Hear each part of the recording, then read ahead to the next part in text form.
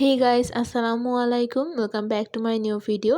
আজকের পর্বে আমি আপনার সাথে কিভাবে খুব অল্প সময়ে এবং খুব সহজেই মিনি পিৎজা তৈরি করবেন সেটা রেসিপিটাই শেয়ার করব। এই মিনি পিৎজাটা কিন্তু ছোট বড় সবাই অনেক বেশি পছন্দ করে। তো কিভাবে তৈরি করলাম সেটা রেসিপিটাই শেয়ার করছি। তো চলুন শুরু করা যাক। তো প্রথমে আমি এখানে 1.5 কাপ পরিমাণ দুধ নিয়ে নিয়েছি। এবার আমি এখানে দিচ্ছি 2 টেবিল চামচ পরিমাণ ইস্ট আর দিয়ে দিচ্ছি 2 টেবিল চামচ পরিমাণ চিনি। দিয়ে দিচ্ছি 1/3 কাপ পরিমাণ সয়াবিন তেল। এবার সবকিছু খুব ভালোভাবে মিশিয়ে নিয়েছি। এবার দিয়ে দিচ্ছি 2 কাপ পরিমাণ ময়দা। এবার আবারও সবকিছু খুব ভালোভাবে মিশিয়ে নিচ্ছি এবং মিশাতে এরকম একটা ঘন ব্যাটার তৈরি হয়ে যাবে। তো এবার আমি এটাকে একটা সাইডে ঢেকে রেখে দিচ্ছি এবং এটাকে অবশ্যই একটা গরম জায়গায় রাখতে হবে। আমি তেল নিয়ে নিয়েছি। এরপর আমি এখানে কেটে রাখা চিকেন, এবার এই চিকেনটাকে খুব ভালোভাবে একটু ভেজে নিতে হবে।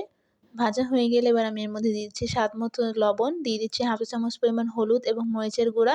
এরপর দিয়ে দিচ্ছি 1/2 চা চামচ পরিমাণ জিরা আর দিয়ে দিচ্ছি 1/2 চা চামচ পরিমাণ গরম মশলার গুঁড়া। এবার সবকিছু খুব ভালোভাবে একটু মিশিয়ে নিতে হবে।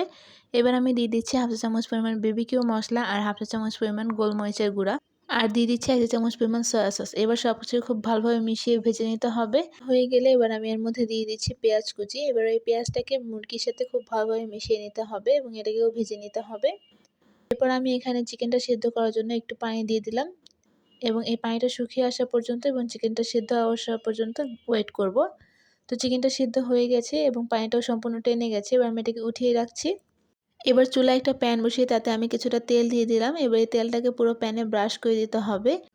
এবার যে ব্যাটারটা তৈরি করে রেখেছিলাম সেখান থেকে কিছুটা অংশ দিয়ে দিচ্ছি এবং এটাকে যতটা সম্ভব গোল করে দিতে হবে।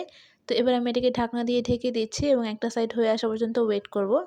তো আমি ঢাকনাটা উঠিয়ে চেক করে নিচ্ছি। তো আমার একটা সাইড কিন্তু হয়ে গেছে, দেখতেই পাচ্ছেন। এবার আমি এই সাইডটাতে আমি টমেটো সস দিয়ে দিচ্ছি। আপনাদের কাছে পিৎজা সস থাকলে সেটাও দিতে পারেন।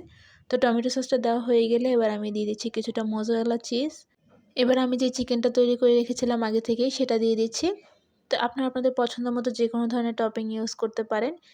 তো চিকেনটা দেওয়া হয়ে গেলে এবার আমি এখানে ক্যাপসিকাম দিয়ে দেবো। আমি এখানে সবুজ ক্যাপসিকামটা দিচ্ছি আর ক্যাপসিকামটাকে কিন্তু আমি এরকম ছোটো ছোটো করে টুকরো করে নিয়েছি। আপনারা এখানে যে কোনো কালারের ক্যাপসিকাম ইউজ করতে পারেন। এবার ক্যাপসিকামটা দেওয়া হয়ে গেলে আমি এখানে কাঁচামরিচ দিয়ে দিচ্ছি। ওখানে আমি লাল কালারের একটা কাঁচামরিচ ইউজ করেছি। এবার আমি এখানে আরও কিছুটা মোজারেলা চিজ দিয়ে দিচ্ছি। এবার উপর থেকে কিছু চিলি ফ্লেক্স দিয়ে দিলেই কিন্তু হয়ে যাবে। এবার আমি এটাকে ঢাকনা দিয়ে ঢেকে দেবো এবং চিজটা গলে আসা পর্যন্ত ওয়েট করছি। তো পিৎজার চিজটা কিন্তু একদম গলে গেছে, দেখতেই পাচ্ছেন। তো আমি এটাকে এখন উঠিয়ে নিচ্ছি এবং বাকিগুলোকে একইভাবে তৈরি করে নিব।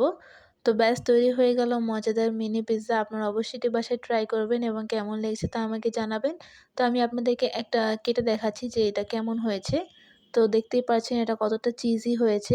এই পিৎজাটা তৈরি করা কিন্তু খুবই সহজ এবং খুব অল্প সময়ে এটা তৈরি করা যায়। তো আমার আজকের রেসিপিটি এ পর্যন্তই। ভালো লাগলে অবশ্যই লাইক কমেন্ট শেয়ার করবেন এবং আমার পেজটিকে ফলো করবেন। আল্লাহ হাফেজ।